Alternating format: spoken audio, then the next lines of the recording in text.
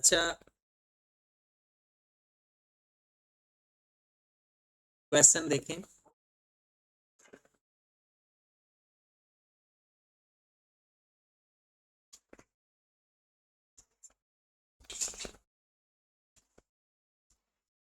सवाल आपने पूछा, इधर फोकस कीजिएगा, कि हमने 240 गवर्नमेंट ग्रांट वापस की थी, और उसके बाद आपके सामने था कि एसेट हमारा खत्म हो गया, एसेट भी बेच दिया हमने, गवर्नमेंट ग्रांट भी हमने 80% रिफंड कर दी, टोटल 300 थी, लेकिन हमने 80% रिफंड की। देखिए, इसके दो तरीके होते हैं। जब फाइनल सेटलमेंट होती है ना, तो सबसे पहले जितने पैसे दिए कैश क्रेडिट कर दो, जितने पैसे दिए कैश क्रेडिट कर दो। उसके बाद आप लोगों ने जितनी लाइबिलिटी आपकी बच गई है, जितनी लाइबिलिटी बच गई है वो डेबिट कर दो, क्योंकि अब सब खत्म कर रहे हो। डेफर्ड ग्रांट डेबिट कर दो, जितनी लाइबिलिटी बच गई है, जो डिफरेंस आएगा वो किस केस में चार्ज कर दो, एसपीएल। दो तरीके होते हैं। अगर तो हम ना फर्दर कंटिन्यू करना है, मतलब उसने कहा कि अभी एसेट हमारा चल रहा है, जो बाकी के पैसे हैं वो उसकी रिमेनिंग लाइफ के ऊपर काम करना है, फिर काम क्या होता है, पहले एसपीएल डेबिट करते होते हैं और फिर डेफर्ड ग्रांट डेबिट करते होते हैं। और अगर वो कहते हैं खत्म हो गया, वायलेशन की थी, वो कहते हैं इतने पैसे वापस तो बस खत्म आगे, और क्वेश्चन के अंदर रिक्वायरमेंट है कि उसके बाद उसने उसकी अमोर्टाइजेशन नहीं करनी, तो उसका तरीकाकार क्या होता है, आपने ये देखना है कि लाइबिलिटी कितनी पड़ी हुई है, सारी डेबिट कर दो। लाइबिलिटी जितनी पड़ी हुई है सारी खत्म कर दो। लाइबिलिटी पड़ी कैसे होगी, टोटल पैसे आपको कितने मिले थे, 300। आपने 2 साल गुजरे थे, तो 2 साल तो इनकम में लिख चुके हो ना। अज्यूम कर रहा हूं मैं, वैल्यू नहीं एग्जैक्ट देखता कि एक एक्सपोजर 65 है और एक एक्सपोजर 35 है, अज्यूम कर रहा हूं, ये हम इनकम में लिख चुके हैं, ये खत्म कर देंगे, और इससे हमारी लाइबिलिटी भी खत्म हो चुकी है। बाकी हमारे पास कितना बच गया, अब 200 से अपनी लाइबिलिटी डेबिट कर दो। अब लाइबिलिटी आपकी बुक से जीरो हो गई, आपको 300 मिला था टोटल, 300 में से 45 और 35 पहले इनकम में चार्ज कर चुके हो, और इनकम में चार्ज करने के साथ साथ आप डेबिट भी कर चुके हो लाइबिलिटी को। अब आपके पास लाइबिलिटी टोटल है कितनी, 200। आप 200 से डेबिट कर, बाकी जो फर्क आएगा वो एसपीएल को चार्ज। और अगर आपने फर्दर कंटिन्यू करना है तो पहले एसपीएल फाइंड करें, जो डिफरेंस आएगा वो डेफर्ड ग्रांट। ये दो चीज। चलिए जी, फाइनल अकाउंट का सवाल निकालें तो जो 2026 में आया।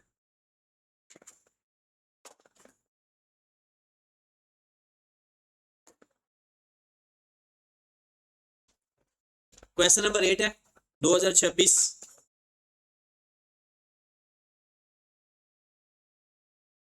थ्री के नंबर होते हैं इसके। इंट्रोडक्शन टू अकाउंटिंग का फाइनल अकाउंट इससे ज्यादा मुश्किल होता है, उसकी अगर आप एंट्रीज जाकर देखो तो इससे कहीं ज्यादा मुश्किल होती है, और दो तीन तो मुझे एंट्रीज एज इट इज वही मिली हैं जो पीआरसी की हैं। हाँ जी, करें स्टार्ट। एक दो चीजें थोड़ा सा आपका इम्तिहान लेगी, और वो बोला क्या चीजें होंगी, एक या दो चीज में फंसोगे, पता क्या किस में फंसोगे, IS 16। ये 2026 का सवाल है।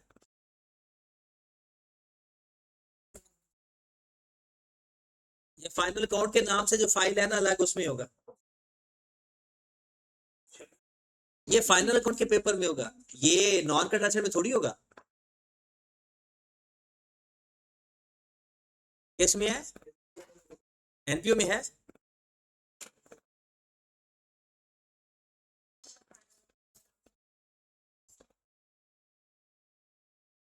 चलो 2026 का पेपर निकाल लो, वो तो आपने डाउनलोड किया ही होगा। 2026 का पेपर निकाल लो।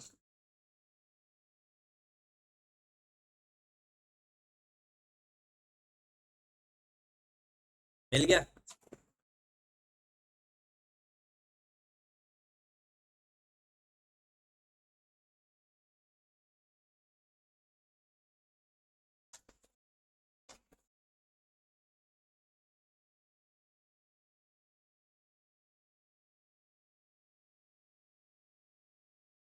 कोल लिमिटेड वाला सवाल।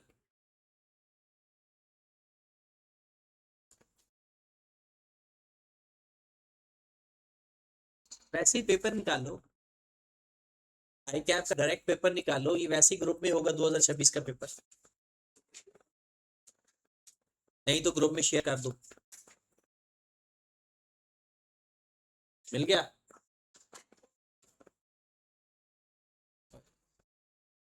एक बंदा जाए जिसके पास नेट भी है, इसके ना प्रिंट ही ले आए। ये अफजल को कहो, अफजल भाई को ना शेयर करो और उनको कि इसका ना प्रिंट है, जिसमें क्वेश्चन नंबर 8 है ना वो पेज ही प्रिंट ले आए।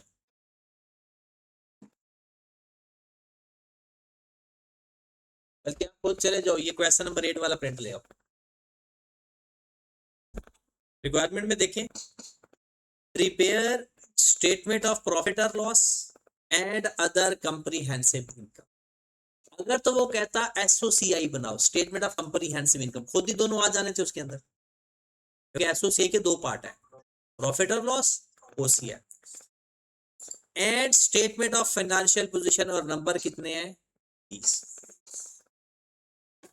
अब ये 2026 का पेपर हम डिस्कस कर रहे हैं, और क्वेश्चन नंबर जो 9 है वो 15 नंबर का है, और ये था statement of changes in equity का, मतलब 35 नंबर 2 सवालों के।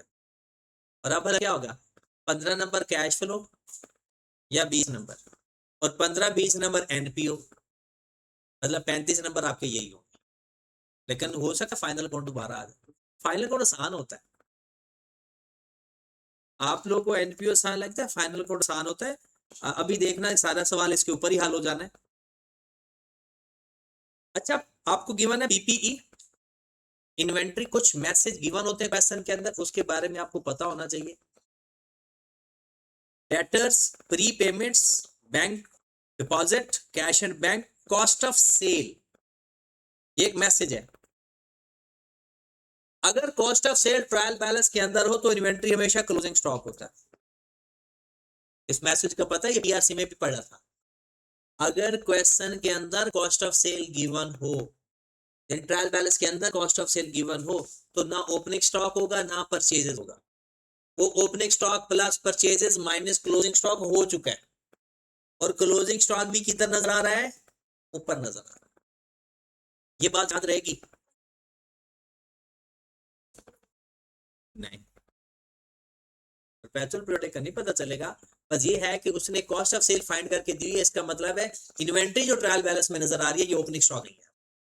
वैसे तो ओपनिंग स्टॉक होता है ना ट्रायल बैलेंस के अंदर, क्लोजिंग स्टॉक एडजस्टमेंट के अंदर होता है, बट कॉस्ट ऑफ सेल अगर क्वेश्चन के अंदर आ जाए तो ये हमारा कौन सा स्टॉक होता है? Closing stock. आगे operating expense, financial charges, accumulated depreciation दिसंबर 2025, ये भी एक मैसेज है। बताओ ये कौन सा मैसेज है? आप डेप्रिसिएशन ले चुके हो, जहां जहां लिखनी है वो लिख चुके हो, क्योंकि अक्यूमुलेटेड डेप्रिसिएशन आपके पास ईयर एंड की बताई हुई है। इसका मतलब अगर यहां पर डेट होती 1/1/25 तो इसका मतलब था कि अभी डेप्रिसिएशन इस साल की लेनी है, और अगर अक्यूमुलेटेड डेप्रिसिएशन के साथ ईयर एंड की डेट बताई हो, इसका मतलब है डेप्रिसिएशन ले चुके हैं और इसके अंदर प्लस भी कर चुके हैं। दोनों मैसेज ओके हैं। Next, provision for doubtful debts, share capital, retained earning, creditors, accruals, sales, ये सारी चीजें पता है कहां कहां जानी है। कुछ एसओसीआई की आइटम है, कुछ एसओएफटी की है। एडिशनल इंफॉर्मेशन, ये एंट्री मेरी पीआरसी के अंदर भी फेवरेट है और यहां पर भी फेवरेट है, और एज इट इज रिपीटेड है। During the physical inventory count it was discovered that goods purchased on credit during the year costing rupees 7 million had been returned to the supplier on December 2025. The return had not been recorded. Purchase return record नहीं की, record कर सकते हो purchase return, account payable to purchase return, और account payable to purchase return है और साथ उसने अभी रिकॉर्ड भी नहीं किया, तो आपकी कॉस्ट ऑफ सेल पे फर्क आएगा या नहीं? परचेज रिटर्न की वजह से परचेज रिटर्न जाता है ना कॉस्ट ऑफ सेल के कॉलम में, इसका मतलब है कॉस्ट के column, sorry cost of sale में भी डिस्टर्बेंस है। अब अगर आप देखो 7 मिलियन है ना, अगर आप देखें आई कैप के सोल्यूशन में जाकर देखोगे ना, तो आई कैप ने सोल्यूशन में उसने इन्वेंट्री से परचेज रिटर्न माइनस किया होगा 7 मिलियन, और अकाउंट पेएबल में से माइनस किया होगा 7 मिलियन बस। कहां से माइनस किया होगा? इन्वेंट्री में से और अकाउंट पेएबल में से। अब परेशानी ये है कि हमने जो एंट्री पास की है वो क्या है? अभी जो आपने जो एंट्री पास की है, account payable debit, purchase return credit, purchase return credit. जब कॉस्ट ऑफ सेल फाइंड हो चुकी हो, कॉस्ट ऑफ सेल के अंदर जो भी एलिमेंट जाता है उसको नाम से लिख देना। परचेज है कॉस्ट ऑफ सेल लिख देना, परचेज रिटर्न है कॉस्ट ऑफ सेल लिख देना। जो भी कॉस्ट ऑफ सेल का एलिमेंट आए क्या लिख देना? Cost of sale. आपने लिखना है तो लिख दे, परचेज रिटर्न भी लिख सकते हो, एक दफा लिख दो ताकि आपको परेशानी ना हो। अब परचेज रिटर्न कहां जाता है? कॉस्ट ऑफ सेल के अंदर, तो आप ब्रैकेट में लिख दें 7 में। इस हिसाब से हमारे अकाउंट पेएबल में वैल्यू 7 माइनस हो रहा है और कॉस्ट ऑफ सेल क्रेडिट हो रहा है। अकाउंट पेएबल से भी माइनस, कॉस्ट ऑफ सेल से भी माइनस। ये बात समझ लगी? एक और एंट्री भी पास होनी है। परचेज रिटर्न से हमारा स्टॉक कम होता है ज्यादा, परचेज रिटर्न से हमारा स्टॉक कम होता है ज्यादा, ज्यादा होता है परचेज रिटर्न से। गुड, आप बताएं परचेज रिटर्न से हमारा स्टॉक कम होता है ज्यादा? कम होता है। आप बताएं कम होता है। परचेज रिटर्न से हमारा स्टॉक, अच्छा स्टॉक कम करते हैं, स्टॉक कम करेंगे तो एंट्री क्या पास करें? स्टॉक को डेबिट करेंगे या क्रेडिट? क्रेडिट करेंगे। और आपको याद होगा या पता नहीं याद कि मैंने कहा था जब भी स्टॉक को डेबिट या क्रेडिट करो दूसरी साइड पर हमेशा कॉस्ट ऑफ सेल आएगा। जब भी स्टॉक की एंट्री होगी, जब भी स्टॉक की एंट्री होगी उसकी दूसरी साइड पर क्या आएगा? कॉस्ट ऑफ सेल आएगा। ये बात समझ आई? तो आप बताएं क्या एंट्री पास करेंगे? स्टॉक को मैं करूंगा क्रेडिट और कॉस्ट ऑफ सेल को करूंगा कितनी अमाउंट से? 7 मिलियन से। ये बात समझ लगी? अब क्लोजिंग स्टॉक में क्या होगा? कॉस्ट ऑफ सेल में क्या होगा? अब आप जान सकते हो कि आई कैप ने सिर्फ ये एंट्री क्यों पास की? ये बात समझ लग सकती है कि आई कैप ने सिर्फ इन्वेंट्री में से क्यों माइनस किया और सिर्फ अकाउंट, लेकिन उसने कहीं एंट्री पास की। अब हमारे बहुत सारे क्लास स्टूडेंट जो होते हैं वो क्या करते हैं कि वो कोई ना कोई डायरेक्ट एंट्री सीख लेते हैं, उसको रटा लगा लेते हैं कि अच्छा इन्वेंट्री में से माइनस करेंगे, अकाउंट पेएबल से माइनस करेंगे जब भी परचेज रिटर्न होगा। ऐसा नहीं है, असल में ये एंट्री पास हुई है ओवरऑल, उसकी अपनी जाती एंट्री भी पास हो चुकी है क्योंकि वो तो स्टॉक और कॉस्ट ऑफ सेल पहले ही फाइंड कर चुका है। परचेज रिटर्न तो रिकॉर्ड हुई नहीं, इसका मतलब है फिर स्टॉक भी अभी सही नहीं है और कॉस्ट ऑफ सेल भी अभी ठीक नहीं है। तो हमने क्या किया, तो उसकी भी एंट्री पास की, स्टॉक अपना काम किया, कॉस्ट ऑफ सेल अपने डेबिट कर दी। अब ऐसे क्या होगा? कॉस्ट ऑफ सेल में प्लस भी हो रहा है माइनस भी हो रहा है, इफेक्ट कैंसिल, ओवरऑल फिर किधर चला जाएगा? अकाउंट पेएबल से भी माइनस, स्टॉक से भी माइनस। चलिए आपका सवाल साथ साथ हल करते हैं हम। और जरा ये आपकी इन्वेंट्री पड़ी है, इसमें से 7 माइनस कर देंगे और यहां पर कॉस्ट ऑफ सेल है, सॉरी अकाउंट पेएबल किधर है?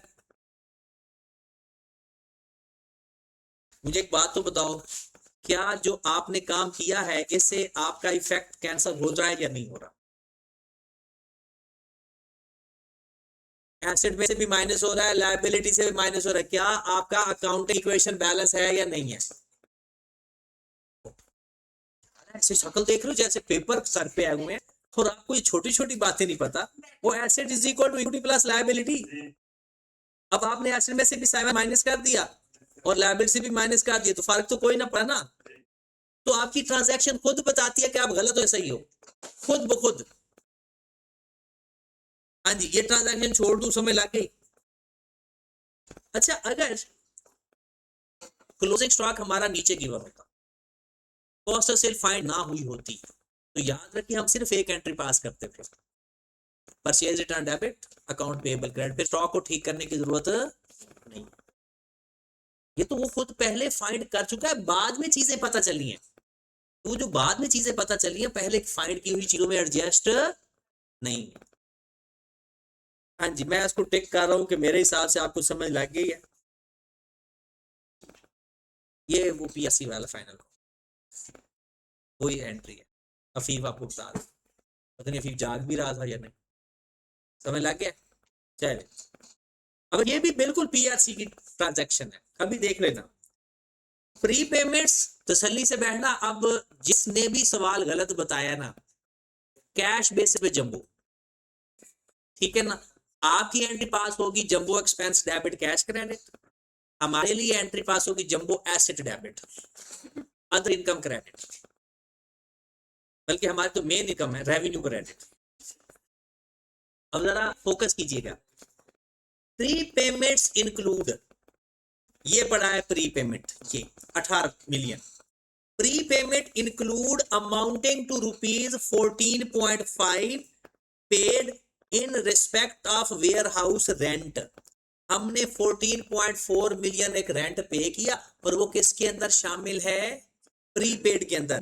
This amount represent 40% the annual rent of the ware house. जो हमने पेमेंट किया है ना, ये 40% है एनुअल रेंट का। तो टोटल रेंट कितना होगा, जल्दी से बताएं जरा, उंगलियां फेरें कैलकुलेटर के ऊपर। एनुअल रेंट कितना है वो पता है? Given over given multiplied by required, 14.4 divided by 36 multiplied by 100, कितना? 40 या 36? 40 पे डिवाइड करना है और 100 से मल्टीप्लाई करना है। 40 किसका? अच्छा मैं यार यहाँ पर देखो ना, 14.4 मिलियन को 40 पे डिवाइड करूंगा और 100 से मल्टीप्लाई करूंगा। आगे चलते हैं। With the remaining rent payable upon the completion of the contract, जो कि 31 मार्च को पूरा होना है। हमारा साल का एंड है 31 दिसंबर। हाँ नहीं, हमारा ईयर है ना 31 दिसंबर 2025, और 31 मार्च तक सालाना रेंट बनता है। इसका मतलब है टोटल अगर हम रेंट बताएं 3600 मिलियन बनता है, हमारा कितने महीनों का रेंट ज्यादा बनता है? हमारा रेंट कितने महीनों का बनता है? तो बताएं, 9 महीनों का रेंट अमाउंट बताएं, टाइम नहीं चाहिए मुझे। 27 मिलियन, ऐसे ही है, क्योंकि अगले 3 महीने का तो हमारा रेंट अभी एक ही नहीं हुआ। अब जरा सारा इसको कंक्लूड करो, कैलकुलेटर निकालो। मैंने आपसे पूछना है, 14.5 मिलियन रेंट पे कर दिया था, प्रीपेड के अंदर पड़ा हुआ है। हमारा असल में रेंट बनता है 27 मिलियन। बाकी का जो रेंट है, हमने जो 36 मिलियन टोटल बनता है, वो सारे का सारा रिमेनिंग हमने पे करना है 31 मार्च 2026 को। डन। हमारा जो अगले 3 महीने उसके साथ कोई ताल्लुक नहीं है। हमारा रेंट असल कितना बनता है, जिसमें से एक्सपेंस में तो जाएगा पूरे का पूरा 27, क्योंकि अक्कर हो चुका है। एंट्री करे, ऐसे एंट्री का मजा आता है। हाँ जी, एक्सपेंस कितना है आपका? रेंट एक्सपेंस, रेंट एक्सपेंस 27, यही बनेगा ना, जितना अक्कर हो गया उतना एक्स्ट्रा डेबिट कर देंगे। क्या कैश पे किया है? कुछ पहले पे कर चुके थे, वो प्रीपेड में पड़ा था, तो प्रीपेड से निकाल दें 14.4। कहता बाकी का कब पे करना है? 31 मार्च को। तो एक्रूड रेंट लिख दो, कितना?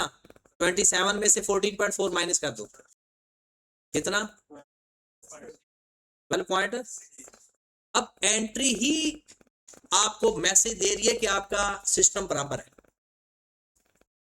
डेबिट क्रेडिट आपने खुद एंट्री में डेबिट क्रेडिट बराबर किया हुआ।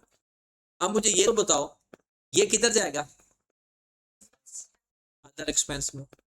ये क्या करेगा? प्री पेमेंट में से माइनस हो जाएगा, और ये किधर जाएगा?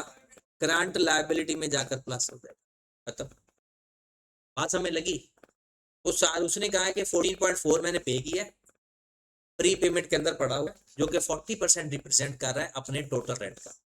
हमने पहले टोटल रेंट चेक कर लिया और फिर अपने 9 मंथ का रेंट चेक कर लिया। हमें कैसे पता चला 9 मंथ? एनुअल रेंट है, एक्सपायर होगा 31 मार्च को, इसका मतलब 3 महीने तो अगले साल के हैं।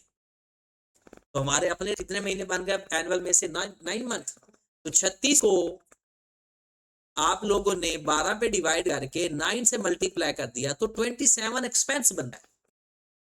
और पेमेंट का पैटर्न क्या है? कुछ पहले पे किया हुआ है, कुछ बाद में पे करना है। जो पहले पे किया हुआ है प्री पेमेंट से निकाल दिया, और जो बाद में भी पे करना है वो लाइव। डन। चल ये भी टेक कर दूं। कोशिश करना इसी पैटर्न पे रहना, वैसे तो डायरेक्ट भी हो सकता है। ये भी आ गया।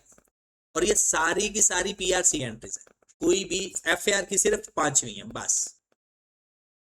तीसरा, the bank deposit was placed on 1 अप्रैल 25। हमारा साल है दिसंबर 25। आपने पैसे बैंक में जमा करवाए 1 अप्रैल 2025 को 1.5 साल के लिए। बताओ करंट एसेट में आएगा या नॉन करंट एसेट में आएगा? 1.5 साल के लिए डिपॉजिट करवाया है 1 अप्रैल को, करंट एसेट में आएगा या नॉन करंट एसेट में? इसमें देखें, याद रखें, वो जब मर्जी डिपॉजिट करवाए, आपने ईयर एंड के बाद उसकी लाइफ देखनी है। ईयर एंड के बाद अगर 12 महीनों से ज्यादा है तो नॉन करंट। अब 1 अप्रैल को 1.5 साल के लिए जमा करवाया तो 9 मंथ तो इसी साल के गुजर गए। तो 1.5 साल में महीने कितने होते हैं? 18। तो उसके बाद कितना टाइम रह गया उसका? 9 मंथ। तो इसका मतलब अगले 12 महीनों की रेंज में आ गया, तो ये करंट एसेट में है। नहीं पता चला कि सर? चलो गुड हो गया। अब अगली बात, फिर जंबो वाली बात। कहता है 12% रेट है, interest is received every 6 month। The interest received on 30 September 25 was credited to sale। एक तो ये करेंगे, सेल से निकाल देंगे, अदर इनकम में लिखेंगे। अब मैं आपसे ना 3 वैल्यूज पूछ रहा हूं, आपने मुझे 3 वैल्यूज फाइंड करके देनी है। सेल में कितनी अमाउंट माइनस करूंगा, इंटरेस्ट इनकम कितनी अमाउंट लिखूंगा, और करंट एसेट में कितनी अमाउंट आएगी। 3 बातें जल्दी से मुझे फाइंड करके दे।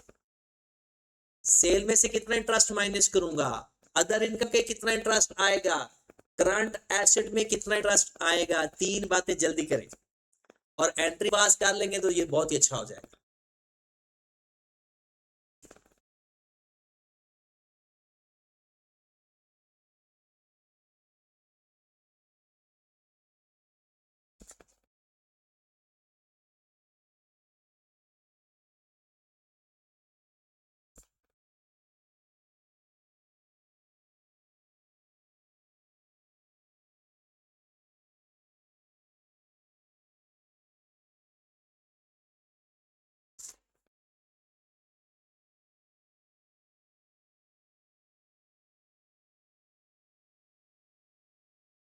ये पैसे पेमेंट करोगे क्या इससे?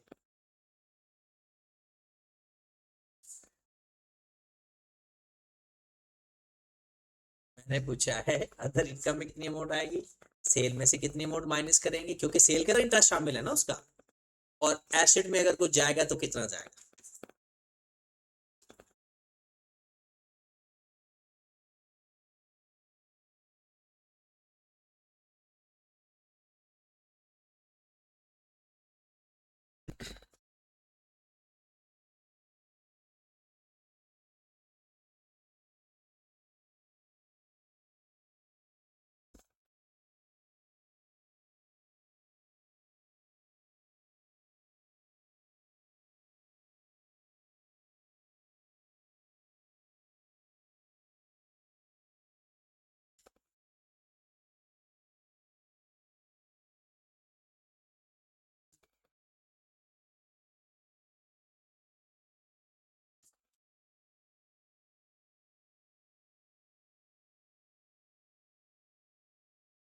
हो गया।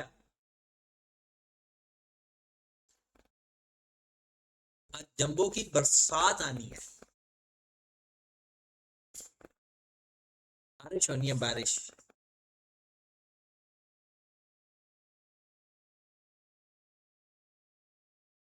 ये नहीं मुझे पता।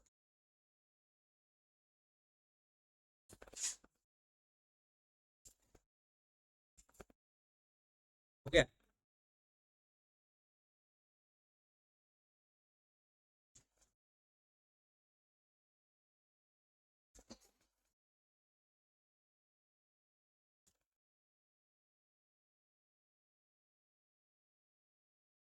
हाँ जी, बताएं।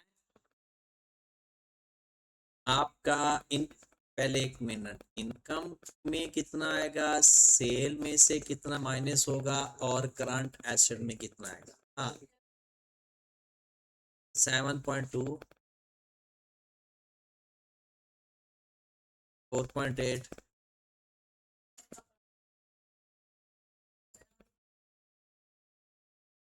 जी, सीरत आप बताएं।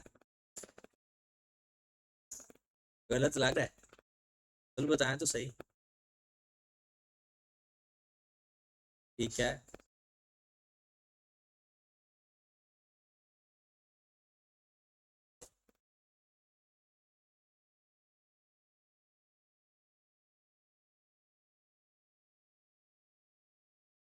अभी सिर्फ इंटरेस्ट पूछ रहा हूँ, डिपॉजिट तो सारा के सारा करंट एसेट है।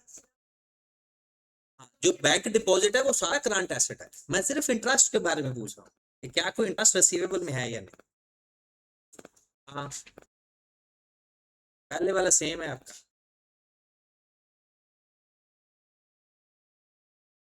जैफा, यही है। हाँ ठीक, यही है। मैंने पूछना भी है बाद में कि कैसे आई वैल्यू। इकबाल, सेम है। असद, सेम है। उमर का भी सेम है। देखिए आपके पास बैंक डिपॉजिट है कितना, पहले ये देखो अमाउंट 80। अब सुनिए, हमने 1 अप्रैल को पैसे जमा करवाए, इसका मतलब है 9 मंथ तो हमारे पैसे अकाउंट के अंदर रहे ना, तो multiplied by 12%, multiplied by 9/12, income तो यही बनेगी। इनकम तो इतनी बनेगी, लेकिन मिलनी का 6 महीने का। पहले वाली जो 6 महीने की मिली है वो आपने लिख दिया है सेल के अंदर, वहां से निकाल देंगे।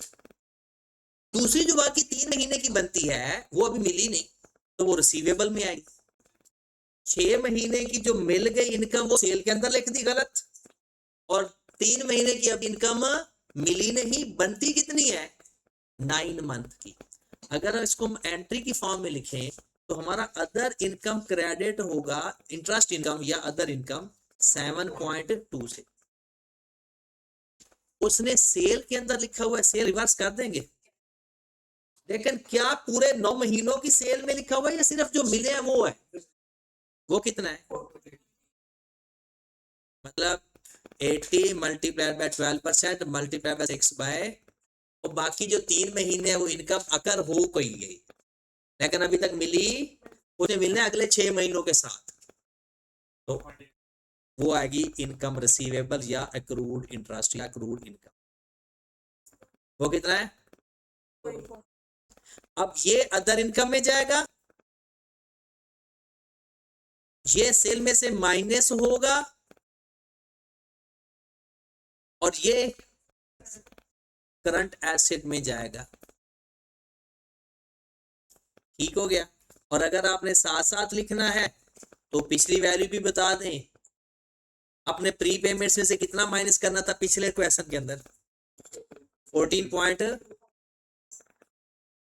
यहां से माइनस करना था, और एक्सपेंसेस में लिखना था कितनी अमाउंट से, कितनी अमाउंट से, 27 से, और करंट लायबिलिटी रह गई थी, वो कितना था, 12 पॉइंट, ये पिछली एंट्री थी। यही करना है ना, बाद में कर लेना, अभी मैं इसके ऊपर ही हल करवाता जा रहा हूँ। अब अदर इनकम वाला क्या, सेल में से कितना माइनस होगा, 4 पॉइंट। अदर इनकम इकट्ठा गिवन है, अदर इनकम तो अदर इनकम के कॉलम बना लेते हैं, अगर नहीं गिवन तो अदर इनकम में कितना जाएगा 27, ये वो इंटरेस्ट वाली क्या बात कर 7.2 है 7.2 सेल से भी माइनस कर दिया 4.8 इसके बाद रिसीवेबल में जाएगा तो कोई अदर रिसीवेबल पड़े हैं तो ठीक है वरना अलग से लिख दिया अदर रिसीवेबल या इनकम रिसीवेबल 2 एडजस्टमेंट होगी इनको जो मैंने जहां जहां लिखा है ना इसको प्लस माइनस करके उधर जाकर लिख देंगे तो इसके बाद और ये जो अमाउंट 80 है वो सीधा सीधा करंट एसेट में जाएगा बैंक डिपॉजिट के नाम से एडजस्टमेंट नंबर 4 और 5 ये दो ही एडजस्टमेंट है बस पूरे सवाल में बाकी ऊपर वाली एडजस्टमेंट अगर आपने गलत की है ना तो इसके पीआरसी मशकूक होगी आपकी क्योंकि वो तीनों पीआरसी की एडजस्टमेंट है number 4 on December 2025 a fully depreciated asset with an original cost 16.4 million with the residual value 4.2 million was sold on credit 5.2 million. The disposal has not been recorded in the books. एक fully depreciated asset आपने बेचा उधार पे और उसको record नहीं किया disposal की एंट्री पास है आप बता सकते हो अक्यूमुलेटेड डेप्रिसिएशन कितनी हाँ तो बताए अमाउंट ऐसे नहीं 12.2 16.2 कॉस्ट है और 4.2 उसकी रेजिडुअल वैल्यू जो डिफरेंस है वो डेप्रिशिएबल अमाउंट थी हाँ जी एंट्री अगर हम बनाए इसकी एंट्री पास तो फाइनल अकाउंट खत्म अदर रिसीवेबल डेबिट करूंगा कितने का बेचा आपने 5 पॉइंट अक्यूमुलेटेड डेप्रिसिएशन डेबिट करूंगा 12.2 से या 4 से और पीपीई क्रेडिट करूंगा 16 पॉइंट और इसका जो डिफरेंस आएगा वो किधर जाएगा गेन या लॉस तो बताएं कितना आ रहा है अब ये खुद बता रहा है मैं किधर जाना है मैंने ले जाओ इसको किधर ले जाएंगे करंट एसेट में जाकर प्लस कर देंगे ये अक्यूमुलेटेड एसेट में प्लस हो रहा है माइनस ये जाकर अक्यूमुलेटेड एसेट में से माइनस कर देना पीपी में से माइनस कर देना अदर इनकम में जाकर लिख होगी ट्रांजैक्शन उसने कहा डिस्पोजल को रिकॉर्ड ही नहीं किया हुआ हमने रिकॉर्ड कर दिया ठीक हो गया कोई बात कुछ नहीं है डाउट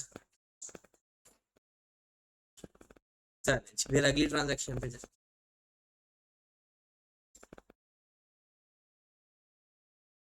जंबो वाली ट्रांजैक्शन 5वां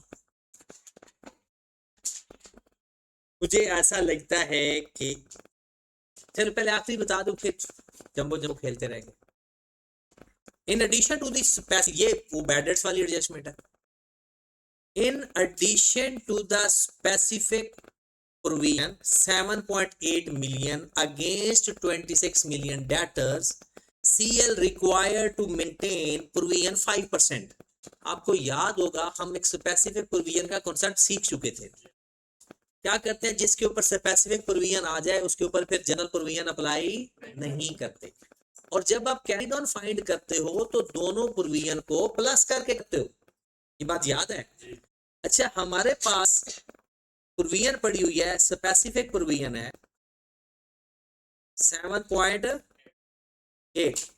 जनरल प्रोविजन कितनी है आपके पास डेटर्स कितने हैं जरा देखें जाके हमारे पास डेटर्स हैं 184 अच्छा मुझे बताएं 184 के ऊपर 5% प्रोविजन ले लूं या जिसके ऊपर स्पेसिफिक प्रोविजन ले चुका हूं वो माइनस करके जनरल प्रोविजन लूं वैसे भी उसने खुद भी बता दिया रिमेनिंग बैलेंस तो जिसके ऊपर 7.8 प्रोविजन है वो डेटर है कितने 26 के तो 184 माइनस 26 मल्टीप्लाइड बाय 5% 7.9 7.9 कितनी वैल्यू आ गई 15 पॉइंट। ये मेरा कैरिड ऑन आ गया। ओपनिंग प्रोविजन कितनी है, ब्रॉड ऑन कितना है, जाकर देखो ढूंढ के आओ। 9 ब्रॉड ऑन है प्रोविजन का 9, कैरिड ऑन है 7, 15.7। अलाउंस कम हुआ ज्यादा, अगर ज्यादा होगा तो एक्सपेंस बनेगा इनकम, अलाउंस बढ़ा तो एक्सपेंस। डिफरेंस से लिखेंगे या कोई एक वैल्यू लिखेंगे? एक्सपेंस में क्या वैल्यू लिखते होते हैं? कैरिड ऑन माइनस, इक्वेशन याद है, bad debts plus carried on minus brought on, bad debts plus carried on minus brought on. कितना डिफरेंस आ गया, कितना 6 पॉइंट। बताओ रिसीवेबल में से कौन सी वैल्यू माइनस होगी, 9, 15.7 या 6.7? 15.7। रिसीवेबल में से हमेशा कैरी डाउन माइनस होता है। 184 माइनस 15.7, 184 माइनस, ये ना कहना कि जो 26 माइनस किया वो भी माइनस होगा, उसके ऊपर तो प्रोविजन है, वो बैड डेट थोड़ी है। तो 26 माइनस नहीं करना, 26 इसलिए माइनस किया है कि उसके ऊपर स्पेसिफिक अलाउंस था। तो हमारा रिसीवेबल में पता है क्या बैलेंस जाएगा, मैं आपको इधर ही लिख देता हूं,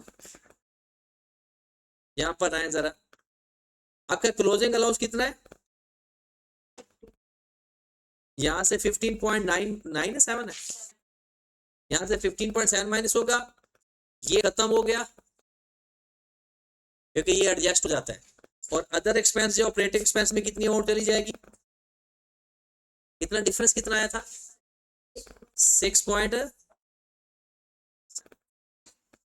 6.7 चला जाएगा अलाउंस के अंदर। ये देखना जरा, कैरी तो यही है 15.7 ही है,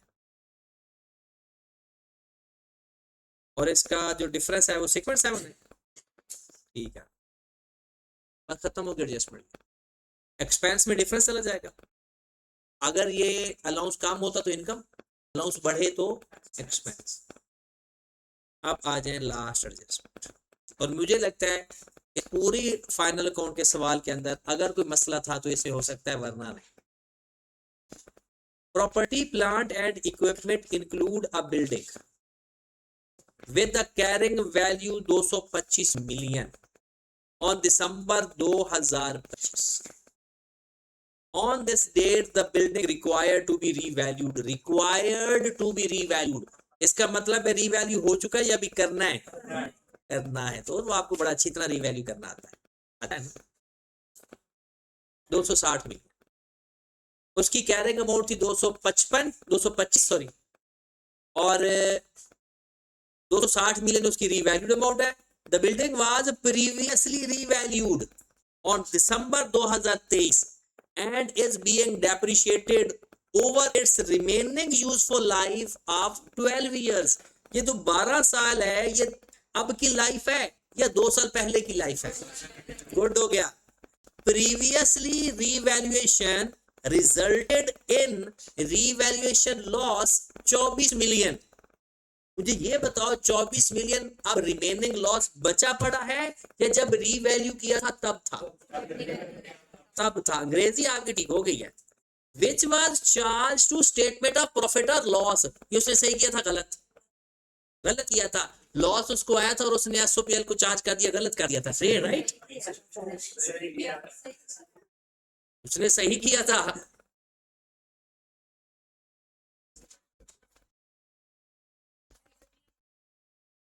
लॉस को एसओपीएल में चार्ज करते हैं, गेन को ओएसएफ में करते हैं, और वो भी सिर्फ आईएस 16 का, बाकी किसी का नहीं। नेक्स्ट आगे चलते हैं आगे। CL applies the revaluation model for subsequent measurement of the building and revalue using the net replacement method. साल के एंड पे रिवैल्यूएशन हुई है, वो ओसीआई वाला तो चक्कर नहीं होगा, रिटेन अर्निंग वाला, ओसीआई टू रिटेन अर्निंग, क्योंकि साल के शुरू में तो ऐसा होता है, साल के एंड पे वो काम नहीं होता।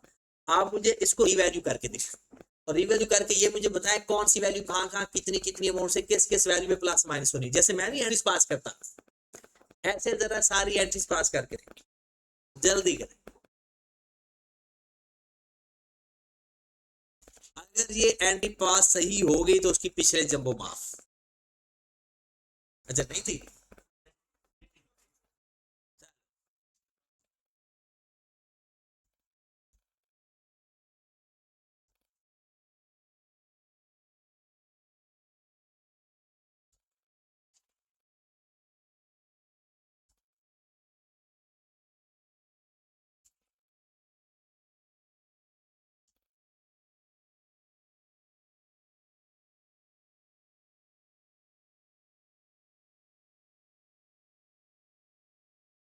रिवैल्यूएशन तो अब आनी चाहिए आप सबको।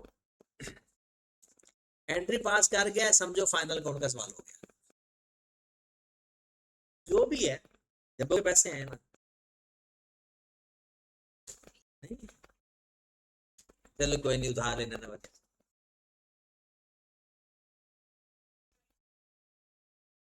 आज देखना फिर, साथ बोलेंगे इंशाल्लाह। चलो आज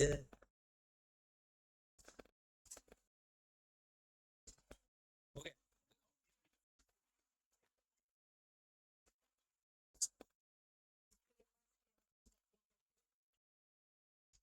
पीपीई टू एसपीएल, थोड़ा थोड़ा गुड। हाँ जी, और किसने एंट्री पास कर ली है?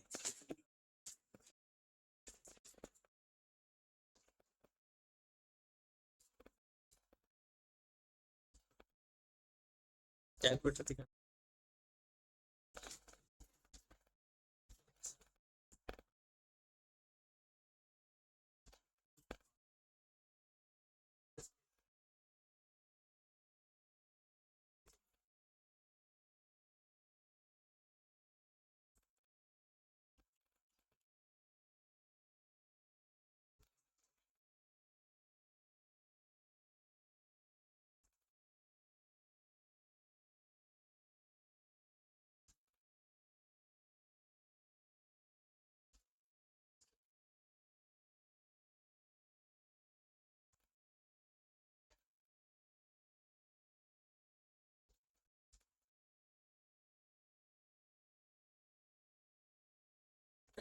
हो गया, दिखाए रहा।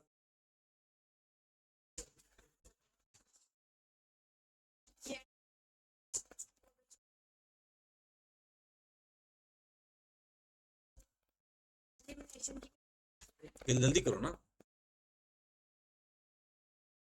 हाँ ले आओ। मैं पूछ इसलिए रहा कि किसी एक का ठीक भी हो गया तो फिर सारे उनको पता चल जाएगा उस ट्रिक का। इधर दो एंट्रीज है बस। चल,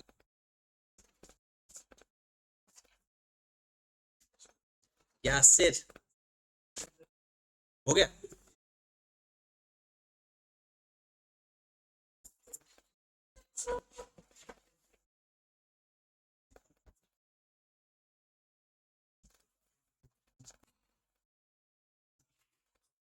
एंट्री पास करो, ये तो वर्किंग की है, वर्किंग ठीक है। एंट्री, एंट्री पास करेंगे तो हमें इफेक्ट आएंगे ना उसके कि कहाँ कहाँ पे जाने। तो बैठ के कर लो, आराम से इजी हो।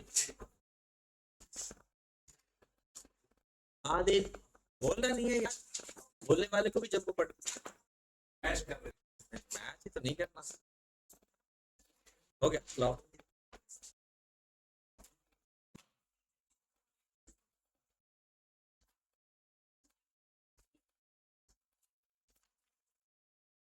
एंट्री,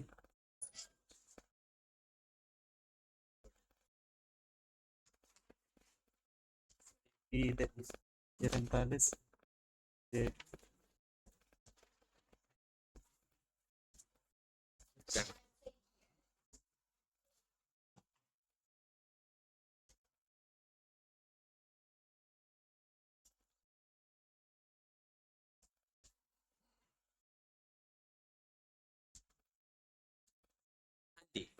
चलो देखें फिर एक दफा। अच्छा ये तो पता चल गया। अच्छा एक बात यहाँ पर ये सोची जा सकती थी कि हो सकता है बुक वैल्यू हो, और जो बुक वैल्यू का तरीका होता है तो उसमें एलिमिनेशन की एंट्री पास नहीं होती। अगर बुक वैल्यू पर हमारे अकाउंट्स हो तो एलिमिनेशन की एंट्री पास, हर वो एंट्री उधर सुन ले अफीफ, बाद में समझाने लगे। अगर आपके अकाउंट्स बुक वैल्यू पे बन रहे हैं तो हर वो एंट्री जिसमें अक्यूमुलेटेड ऑप्शन आती है वो खत्म हो जाता है, नेट हो जाता है। हाँ, इस क्वेश्चन के अंदर ऊपर अक्यूमुलेटेड डेप्रिसिएशन गिवन है, तो इसका मतलब है ये बुक वैल्यू वाला सिनेरियो नहीं है। ये बात ओके होगी। अब प्रॉपर्टी प्लांट एंड इक्विपमेंट हमारे बुक वो शामिल है कितनी वैल्यू से, 225 मिलियन से। हमने उसको रीवैल्यू करना है और करना भी साल के एंड पे है। अब रीवैल्यू करते हैं 31 दिसंबर 2025 कितनी वैल्यू से पड़ा हुआ है, 225 से, और रीवैल्यू हो गया कितना हो गया 200। पहले उसका लॉस आया था 12 मिलियन 24 मिलियन, तब लाइफ थी 12 साल, 2 साल गुजर चुके हैं और ट्रेड लाइन मेथड है तो 2 साल जितने साल गुजर जाए उतने से डायरेक्ट मल्टीप्लाई करो। 4 लॉस खत्म हो चुका है, एडजस्ट हो चुका है, बाकी कितना पड़ा हुआ है 20 का। अब 225 से वैल्यू होगी 260, पहले का लॉस पड़ा हुआ है 20 का। ये बात समझ लगी। अब कितना सरप्लस आया, 35 का सरप्लस आया, तो 20 तो लॉस खत्म होगा और 15 का हमारा सरप्लस आया। अब जब हम एंट्री पास करने जाए तो एंट्री में क्या होता है, पहले एलिमिनेशन की एंट्री, बाद में रीवैल्यूएशन की एंट्री। अब हमें ये भी नहीं पता कि पिछले सालों के अंदर कितनी डेप्रिसिएशन आ चुकी है, लेकिन ये हमें पता है कि 2 साल पहले रीवैल्यू किया था और 2 साल पहले उसकी लाइफ क्या थी 12 साल। ये जो 225 वैल्यू आ रही है बुक वैल्यू, 2 साल पहले की वैल्यू, ये 2 साल बाद की वैल्यू है, ये तो 10 सालों की वैल्यू है। और given over given multiplied by, ये 225 मेरे पास 10 सालों की लाइफ नहीं है, सॉरी 12 सालों की लाइफ, 2 साल गुजर चुके हैं, इसकी लाइफ 10 साल है। स्ट्रेट लाइन मेथड में ओरिजिनल वैल्यू को ओरिजिनल लाइफ या रिमेनिंग बुक वैल्यू को रिमेनिंग लाइफ पे डिवाइड करते डेप्रिसिएशन फॉर द ईयर आ जाती है। इसको कितना किया तो यह है 22 पॉइंट, ये 1 साल की डेप्रिसिएशन, और हमें पिछले 2 सालों की चाहिए, 2 साल गुजर चुके हैं, उनकी डेप्रिसिएशन 45 मिलियन। अब एलिमिनेशन भी हो गया। अब जब एंट्री पास कर लोगे ना, आपका फाइनल अकाउंट का सवाल इतना स्मूथ हो जाता है, आपकी सोच से भी बढ़ती है। मैं आपको एक बात कहता होता था कि फाइनल अकाउंट तो कुछ है ही नहीं, ये सब कुछ फाइनल अकाउंट तो नहीं, ये तो टॉपिक्स हैं अपने अपने। IAS 16 का टॉपिक है, एक्रूअल एंड प्रीपेमेंट का टॉपिक है, बैड डेट्स का टॉपिक है। तो फाइनल अकाउंट के लिए आपको अपने टॉपिक्स के ऊपर ग्रिप होनी चाहिए। या फिर रट्टा एक शॉर्ट लाइफ चीज है, और जर्नल एंट्रीज के ऊपर जिस दिन आपकी, मैंने पहले कहा था, ग्रिप आ गई, फाइनल अकाउंट का जहां जहां सवाल आएगा, कंसोलिडेशन, फाइनल अकाउंट, आके बड़ी बड़ी चीजें हैं, आप इंजॉय करोगे, वरना फिर एनओए करोगे। अब एलिमिनेशन की एंट्री क्या पास होगी, अक्यूमुलेटेड डेप्रिसिएशन डेबिट, पेपर में टाइम हो तो एंट्री पास कर लेना, वरना एंट्री पास करके डायरेक्ट उसके इफेक्ट ले लेना। पीपीई क्रेडिट 45, उसके बाद पीपीई डेबिट कितने से भला, पूरा 35 से। पीएल क्रेडिट 20 मिलियन से। ओसीआई, अब जरा ये तो बताओ ये जाएंगे कहां का, अक्यूमुलेटेड डेप्रिसिएशन में से। अच्छा, डेप्रिसिएशन के ऊपर इफेक्ट नहीं आएगा क्योंकि डेप्रिसिएशन तो पहले ले चुके हैं, साल के एंड पे दोबारा डेप्रिसिएशन नहीं लेते, सिर्फ रीवैल्यू करते होते। पीपी में से, पीपी में अदर इनकम, ये अक्सर लोग भूल जाते हैं, ये इनकम एक्सपेंस है भाई, पीएल क्रेडिट हो रहा है, रिवर्सल लॉस रिवर्स हो रहा है, अदर इनकम में जाकर प्लस, और ये किधर जाएगा, ये 2 जगह पे जाना है, एक ओसीआई में भी जाएगा और रिटेन अर्निंग में भी जाएगा, क्योंकि रिवैल्यूएशन ओसीआई के अंदर इसलिए जाएगा कि वो एसओपीएल के अंदर एक प्रेजेंटेशन पूरी करनी है। और ओरिजिनली ये कहाँ जाएगा, आई यानी रिटेन अर्निंग के अंदर, क्योंकि ये रिटेन अर्निंग का कॉलम है। आप कहेंगे सर रिटेन अर्निंग में नहीं, इक्विटी के कॉलम के नीचे, रीवैल्यू सरप्लस के नाम से शेयर कैपिटल आएगा, रिटेन अर्निंग आएगा, हम सवाल ही कर लेते हैं पूरा। ये बात समझ लग गई? अब इसको हल कर, सवाल तुम्हारा खत्म हो गया। ये सारी चीजें अब सिर्फ फॉर्मेलिटी है, सवाल आपका हो चुका है। सबसे पहले लिखेंगे नाम, फिर लिखेंगे काम। काम क्या है? स्टेटमेंट ऑफ, जो उसने नाम इस्तेमाल किया वही इस्तेमाल किया करो। फॉर द ईयर एंडेड,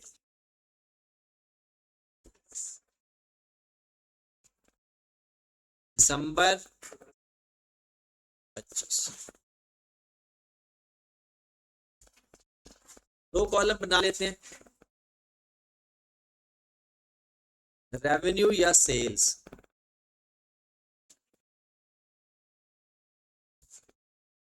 हाँ जी, क्वेश्चन पे जाएं जरा। हमने वैसे उसकी एडजस्टमेंट कर चुके थे सेल्स की। सेल में से 4.8 माइनस करके लिखना है। सेल हमारी कितनी है आपने अपने क्वेश्चन में देखिए, आपको तो क्वेश्चन भी आपके पास है, मुझे बताते जाओ, मुझे इधर बार बार स्क्रीन चेंज नहीं करनी पड़ेगी।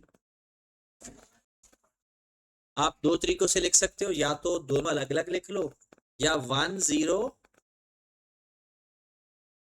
माइनस जो इंटरेस्ट उसमें शामिल था। तो बताओ सेल कितनी आ गई? 1092 पॉइंट, ठीक है, लेस कॉस्ट ऑफ सेल।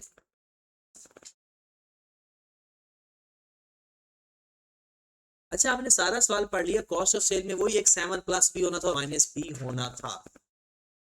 इसका मतलब है उसमें कोई फर्क। तो कॉस्ट ऑफ सेल की गिवन कितनी है? 640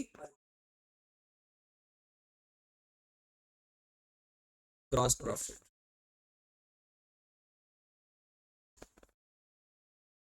कितना आ गया ग्रॉस प्रॉफिट? 1092.8 minus 645, 447 point.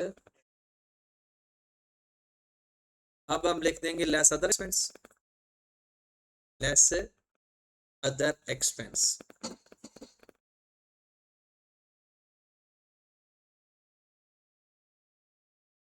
हाँ जी, डेबिट साइड पर ना जो एक्सपेंसेस की लिस्ट है ना वो देखते जाओ और एडजस्टमेंट बताते जाओ। अदर एक्सपेंस में क्या गिवन है? सिर्फ ऑपरेटिंग एक्सपेंस है और फाइनेंशियल चार्जेस है, इसके अलावा तो कोई अदर एक्सपेंस नहीं। और जिसमें जो एडजस्टमेंट करनी है वो हम एडजस्टमेंट कर चुके हैं उसके अंदर। हाँ जी, तो बताएं हमारे पास अदर एक्सपेंस कितने? ऑपरेटिंग एक्सपेंस लिखे कितने हुए हैं? 263.7। इस एक्सपेंस के अंदर क्या क्या एडजस्ट किया हमने? कितना? 27 प्लस कर देंगे, प्लस ये याद है ना, जो 27 है ये तो वो वेयर हाउस का रेंट है, और जो 6.7 है ये हमारा अलाउंस है, अलाउंस का जो डिफरेंस है। और कोई चीज है एक्सपेंस में? आखिरी दो एंट्री देख ले, जो उसके अंदर भी अगर एक्सपेंस है, बैडर्स वाली तो आ गई फिर उसकी, बाकी गेन वगैरह था। चलें जी, कितनी अमाउंट आ गई? 297 पॉइंट। अब आ जाओ सारी अदर इनकम।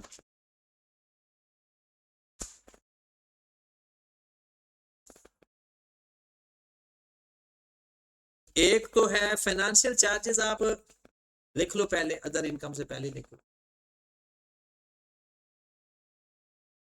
Financial charges.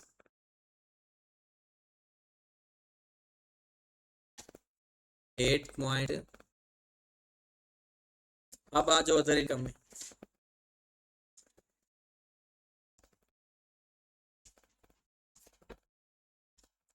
हाँ जी, अदर इनकम में क्या क्या आ रहा है? अदर इनकम में क्या क्या आ रहा है जी? 7.2, ये क्या चीज है?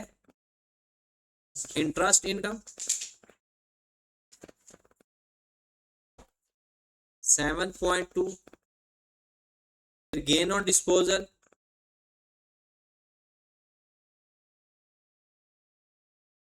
फिर revaluation, loss reverse,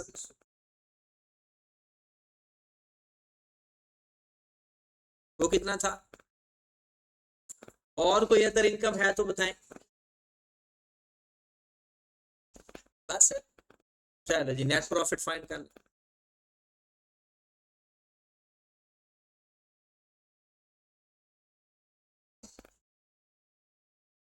net profit,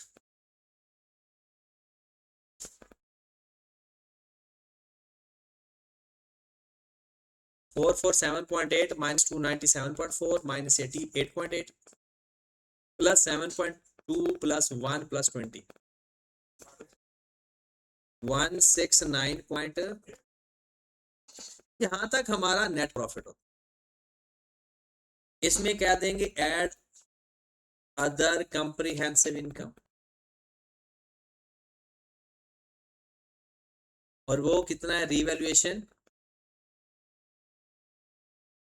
वो कितना है? Net, total net comprehensive income या नेट कंप्रीहेंसिव। ऐसे उसने ये पूछा नहीं है, उसने सिर्फ ये पूछा कि एसओपीएल बना के दे दें और ओसीआई बना के दे दें। वो तो एसओपीएल भी बन गया और ओसीआई भी बन गया। वैसे मैं टू फुल फ्लैज इसलिए पढ़ा रहा हूँ ताकि अगर वो एसओसीआई बोलेगा तो इस तरह की फॉर्मेटिंग होगी इसकी। तो क्या आएगा? 1, अच्छा, रिटेन अर्निंग के अंदर 169.8 जाकर ऐड होगा या 184.8 ऐड होगा? रिटेन अर्निंग के अंदर हमेशा नेट प्रॉफिट जाता होता है। रिटेन अर्निंग में नेट प्रॉफिट ऐड होता है, नेट कंप्रीहेंसिव नहीं ऐड होता। ये बात याद रखें। रिवैल्यूएशन सरप्लस का अपना जाती कॉलम बनता है, रीवैल्यूएशन सरप्लस का अपना कॉलम बनता है, और रिटेन अर्निंग में नेट प्रॉफिट जाकर ऐड होता है, प्रॉफिट फॉर द ईयर। अब बना ले एसओएफपी, नाम लिखोगे,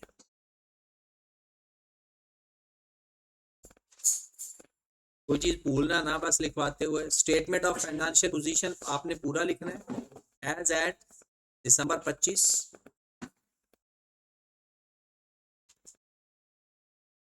हाँ जी, सबसे पहले पीपीई,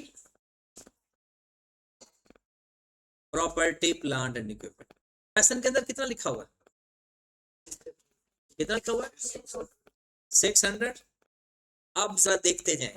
45 एलिमिनेशन वाला माइनस किया, 45, 35 रिवैल्यूएशन वाला ऐड किया, और जो डिस्पोजल नॉट रिकॉर्डेड था उसकी कॉस्ट कितनी थी?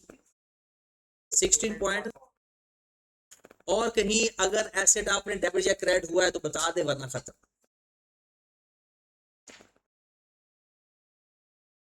हाँ जी, बस, तो बताएं फिर कितनी वैल्यू आ गई?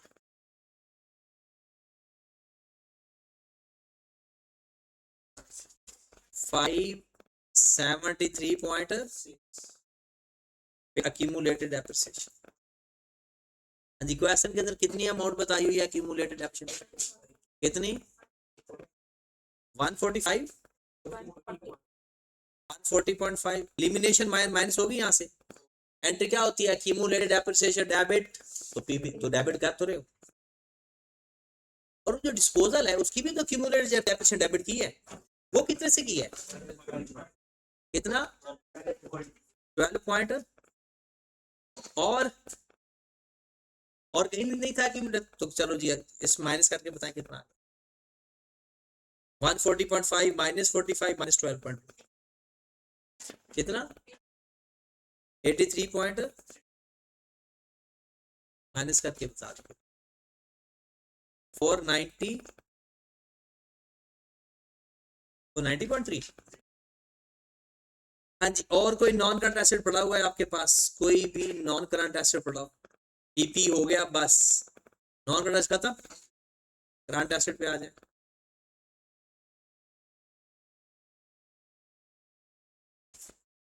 Current assets. सबसे पहले इन्वेंट्री लिखेंगे। इन्वेंट्री कितना है? 170.8 -7। ये कौन से वाला 7 है? परचेज रिटर्न वाला। कितना आ गया? 172 पॉइंट। अकाउंट रिसीवेबल, जो नाम क्वेश्चन के अंदर गिवन हो वही लिखना। आपको डेटर्स कितने लिखे हुए हैं क्वेश्चन के अंदर? कितना? 184 माइनस क्या करेंगे? वो जो कैरिनॉल प्रोविजन 15 पॉइंट, 184 में से 15 पॉइंट माइनस कर देंगे। 168 पॉइंट। डेटर के बाद कौन सा एसेट है? बैंक डिपॉजिट लिख लें 80 से। इसका इंटरेस्ट भी लिख लेते हैं, इंटरेस्ट रिसीवेबल। कितना निकाला था इंटरेस्ट रिसीवेबल? 6 महीने का मिल गया था और 3 महीनों का भी रहता था। वो कितना है? 2.4। और कोई करंट एसेट पड़ा हुआ है? रीपेमेंट कितनी है गिवन? 18 में से माइनस भी तो करना है। जो वेयर हाउस का रेंट था वो एक्सपायर हो गया। 14.4। 3 पॉइंट। ये बात समझ लग रही है ना? वो सारी बात एक दफा हम कर चुके हैं, इससे मैं ट्रैक कर जा रहा हूँ। प्रीपेमेंट के बाद देखे जरा करंट एसेट। कैश कितना है? 30। और कोई एडजस्टमेंट में करंट एसेट नजर आया हो आप? हाँ, जो एसेट बेचा है वो भी तो उधार में बेचा है। अदर रिसीवेबल कितने का बेचा था? 5.2 है। चेक कर लो, मेरे ख्याल में बस है, खत्म हो गया। करें जरा सबका total. 172.8 plus 168.3 plus 80 plus 2.4 plus 3.6 plus 30 plus 5.2 462 point total assets. Add कर दो इसको। 490.3 952 पॉइंट। अब आ जाए इक्विटी एंड लायबिलिटी। इसका लिखने का तरीका देख लीजिएगा कंडी। इक्विटी एंड शेयर कैपिटल कितना है? क्या शेयर प्रीमियम है? रिटेन अर्निंग कितना क्वेश्चन के अंदर? अच्छा, याद रखना है रिटेन अर्निंग में जो जो चीजें प्लस माइनस होनी है ना, यहाँ आकर होनी है। जो स्टेटमेंट ऑफ चेंज इक्विटी के अंदर हमारा कॉलम बनता है ना, बिल्कुल ये वही कॉलम है एज इट इज। जो इक्विटी के अंदर आप लोग लिख रहे होते हो, ये बेसिकली इक्विटी के कॉलम लिख रहे होते हो। हर कॉलम अलग अलग लिखना है। तो रिटेन अर्निंग में नेट प्रॉफिट तो जाएगा ना, प्रॉफिट फॉर द ईयर। कितना है प्रॉफिट फॉर द ईयर? 169.8। अगर डिविडेंड होगा इसमें से माइनस होगा, अगर एक्सेस डेप्रिसिएशन होती है इसमें ऐड होता। मतलब वो तमाम चीजें आती हैं जो वहां जाती हैं statement of change in equity के अंदर। कितना आ गया? 579.8। ओसीआई कितना आएगा? 15 था। ओसीआई लिख लें या रीवैल्यूएशन सरप्लस लिख लें, जो आपके करें जरा प्लस 794 पॉइंट। देखो जरा कोई नॉन करंट लायबिलिटी है? नॉन करंट लायबिलिटी तो फिर करंट लायबिलिटी पे आ जाए। सबसे पहले करंट लायबिलिटी पे आए तो प्रोविजन हो चुका है, शेयर कैपिटल हो चुका है, क्रेडिटर है हमारे, उसमें से 7 माइनस करके लिखेंगे। एक्रूड है उसमें 12.6 ऐड करके लिखेंगे। बस खत्म होगी बात। हाँ जी।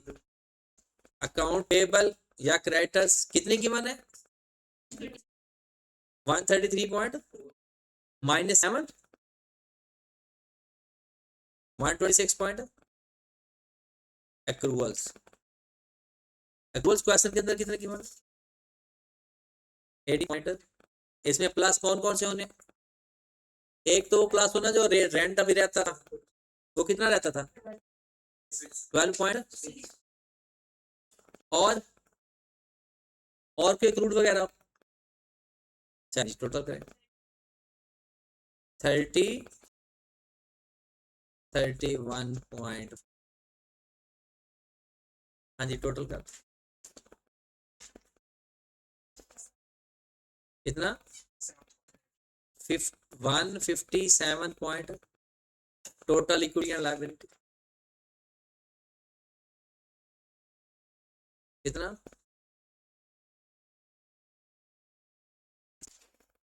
ओके हो गया। सैलरी एक एनपीओ का सवाल करते हैं और फिर टाइम बचा तो एक कैश फ्लो का भी डायरेक्ट मेथड का करते हैं। ठीक है।